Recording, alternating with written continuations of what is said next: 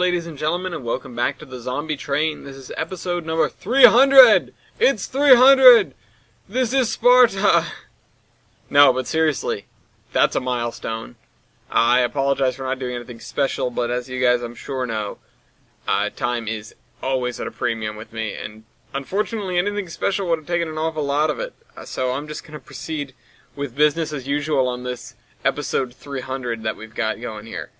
This episode 300 is sponsored by nobody. No.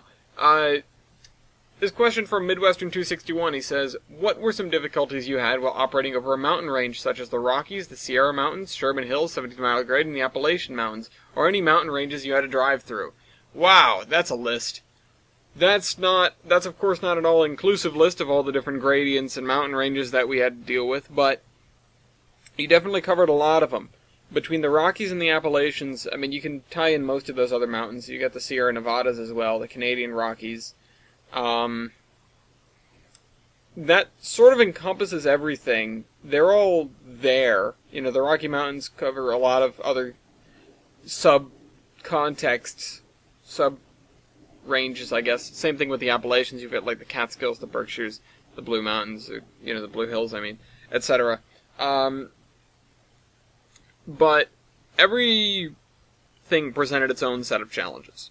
Now, the thing with working in the Appalachians, in particular, is that you don't have a lot of snow buildup and then snow melt, so you don't have this seasonal flooding, but you do have seasonal rainstorms, especially in the south, and that does a number on your tracks. We did not have the manpower or the material to maintain everything, but the nice thing about that area, you know, just sort of east in general, is that you have this very, very tight network of tracks to play with. When you go out west, you've got a handful of passes, and that's kind of it. When you lose one, you have to redirect trains through others, and those others might be hundreds of miles away. Furthermore, those passes are much more inhospitable in terms of, you know, if you have bad weather, if you have a derailment or something, getting a wrecking crew up there, or getting a snow clearing crew up there, or a track repair crew up there, it's a lot harder. It is significantly harder. So, you know, it was sort of nice that we started in the east and worked our way west, because the east is a lot more forgiving. Aside from the fact that there were a lot of situations where our locomotive power was insufficient, and we either had trains which had to run double, so the engine would take a train of, you know, well, however many cars it can carry, let's say 20, over the hill to the destination or to the summit, and then would have to come back down the hill, get the other half of the train, bring it up, couple it up, or even deliver it. That made long train movements take a lot more time, and also it booked up the track for longer, which was an issue. The consequence of that is we ended up having to use more tracks, which is more maintenance, which is, you know, more people that have to be delegated to it instead of doing things like refurbishing engines or defending trains, train yards, existing rights of way, you know, that sort of thing. It just takes away people. And that was a major issue that we had to contend with. So, between the track issues and the train issues, we really had our hands full with regard to mountain running. There are only a few ways to get through the mountains that are really not that taxing. You have the much more southerly route for the Rockies. You also have Marias Pass, which is a little bit easier than a lot of the other passes. And in the east you have the water level route, and you have the Panhandle route. So if you go all the way north or all the way south, in the continental U.S. at least, you have pretty good routes. And so the water level route was heavily traveled. which was helpful if you were going to New England.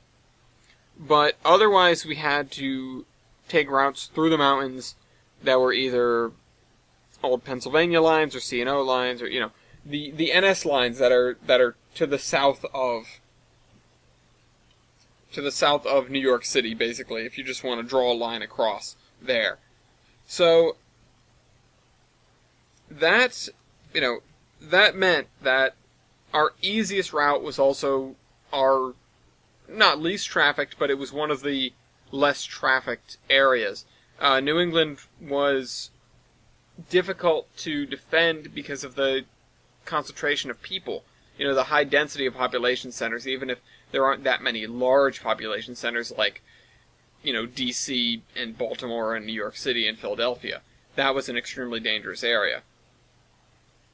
But, trains having to double head or triple head in some cases, issues that had to do with trains getting stuck on hills and not being able to radio. There were certainly times where trains did not have the motive power to get up a grade. They had to stop on the grade, especially if they ran out of water or ran out of fuel, which happened more often than we'd probably like to admit. And then had to walk to whatever the nearest population center was, which could be an immense distance, or wait for somebody to stumble upon them, which, that's dangerous, because that can result in an accident. If they think a train is clear of an area, but it isn't, then you can have accidents. But we did a pretty good job of keeping track of our trains. We had radio on most of the trains, if not all of them. But, when you have to shut down your engine because you're running out of fuel, and by shut down I mean steam down your engine, then you might not have enough power to actually run the radio. If it's getting power off a dynamo. We didn't have a lot of really good batteries to go around. We also tried to use a solar power setup, but the solar panels that we had a lot of the times were either too fragile or not powerful enough, and led to issues. Now, personally, the zombie train itself didn't ever have that many issues with grades. We chose the easier routes because we could afford to, and we had kind of a lengthy train, but it wasn't an overly heavy one. And we had, a handful of issues, but not anything that made us, that got us into real trouble. When it was just us on our own, we didn't have a bad time, really, which was nice. Maybe we just got lucky. During the Zombie Train Incorporated, and I talked about how I screwed up the passes, so those passes that were specifically mentioned are scarcely something that I can, that I can sort out in my head. A couple of weeks ago I showed how bad I am at that. But having to operate the passes that we did, especially in the West, really led us to our first major motive power crunch. We had some big engines that were, or medium-large, I guess, not melees necessarily, that were running, and that would run these passes. But we quickly ran into a thing where we would run out of these engines. We would run out of motive power for those routes. Not only because we had to distribute the traffic, especially when something went wrong, but because we just didn't have enough engines. When stuff started to heat up, sometimes we wouldn't be able to change engines at a normal change point. Once you get out of the mountains and you're going across the plains, we would substitute a Northern sometimes for like a Hudson or a Pacific even. And that was fine. The trains made good time. And if they didn't need all the pulling power that they needed to get over the mountains, it was really just saving us some motive power. But there were plenty of situations where a train would reach the bottom of the Rockies, it would get into Denver or Cheyenne or into, Cut Bank area. I don't remember what up there was the first town, because you run from Montana into North Dakota or South Dakota, and there really isn't a major population center there, and there really isn't that much in the way of large locomotive servicing facility. At least that was left intact for us.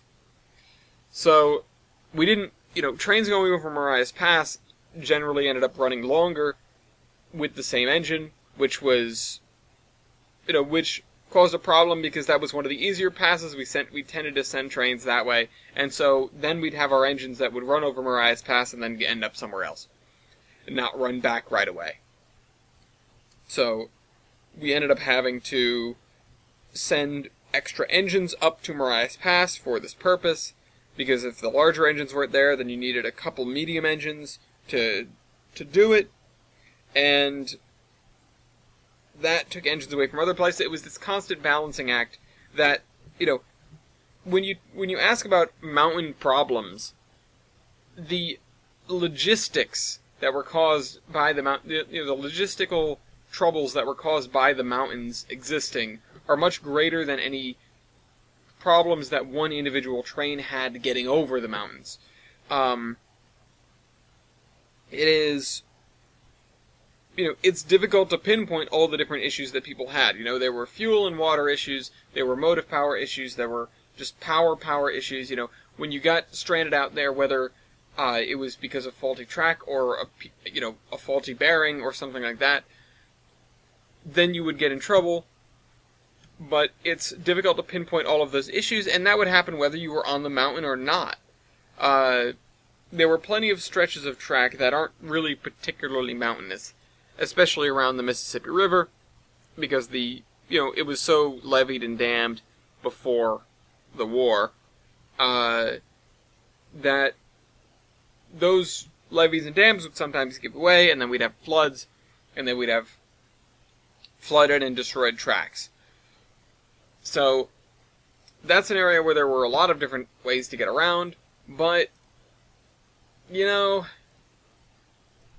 it's not so simple when you don't know what's broken before somebody shows up on the scene or gets back and says, hey, this bridge has been washed out, or hey, this track is washed away. So the specific mountain difficulties were hardly limited to the mountains themselves. That said, the mountains definitely brought about one thing that we hadn't really dealt with before, especially in the east. The Rocky Mountains, and the Cascades in particular, get a lot of snow, and we didn't really have proper snow fighting equipment, at least not for a number of years. We had to juggle between passes as to what could be cleared with conventional, wedge plows and things like that, and we had to send what little equipment we had to the passes that were the least in trouble with snow. The more snow-covered passes, whichever one had received a storm most recently, that sort of thing, they were just avoided most of the time. Unless there was an emergency, they were just avoided. And that worked well for a little while, but eventually we had to get some heavier duty stuff in service, rotary plows, and actual snow fighting equipment to clear those passes, because we had more traffic than one pass could really deal with. Or, at the very least, the traffic was spread out in such a way that sending it through, say, Marias Pass, because Moffett Pass was clogged up with snow, didn't make any sense whatsoever. It was just too far out of the way. So, there were a lot of issues that came from the mountains. The Rocky Mountains are, obviously much harder to deal with than the Appalachians. The Appalachians are rainier and they're windier, but by and large, when something went wrong on an Appalachian pass, there was always a way around, and it was never too far from somewhere where we could access the track, whether that be by rail or by road. But let's see.